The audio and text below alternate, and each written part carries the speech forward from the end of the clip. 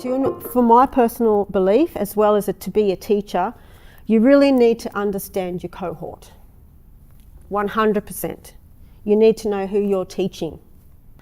The cohort that I teach here in Port Macquarie at a regional university is completely different to the cohort that I taught in the University of Newcastle, which is completely different to the med students up north. To match your teaching style to ensure educational outcomes for your cohort. Okay? And that's tricky to do, it's not easy.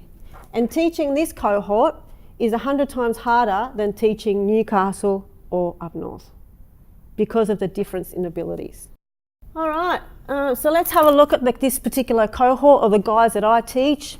Again, if you want to do something like this, or you want to find this stuff out, I can show you how to do it. The guys at the stats division of CSU are super helpful. They're great. So all I wanted to know was this type of information. So how did the students get admitted to uni?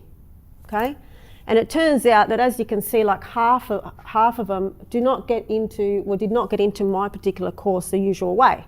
So it was non-standard. And then I wanted to find out, okay, do these kids have any familiarity with university study? And it turns out that they didn't, right? So they're going to be the first in family. They don't have a brother, they don't have a mum, they don't have a dad that's the doctor, or they don't have any of that cultural currency. They don't know what university is like from their mum or dad or whatever. We've got to keep an eye on the Indigenous cohort here, particularly in Port Macquarie. Myself and Phil are going to be working in that particular space, bumping up that Indigenous cohort. Again, different cohort again. And the other thing that I look at is, what is the socio-economic status of the students that I'm teaching? Because they're not going to be the guys like in Newcastle, they're not going to be the med students up north. Completely different. All right? So you go to the literature and you say, what do I do, or how do I teach these guys? Or what are the documented best practice method to get these guys to learn?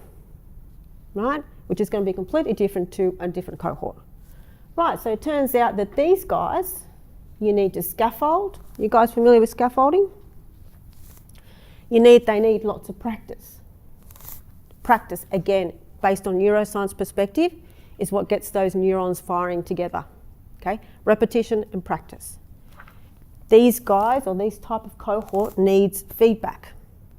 And the feedback, if it's a positive feedback, releases nice chemicals like dopamine in your brain, right? You're always making predictions, and that reinforces those networks. Okay, so they need to know if they're going right. They need to know if they're wrong. They need to know if they're correct.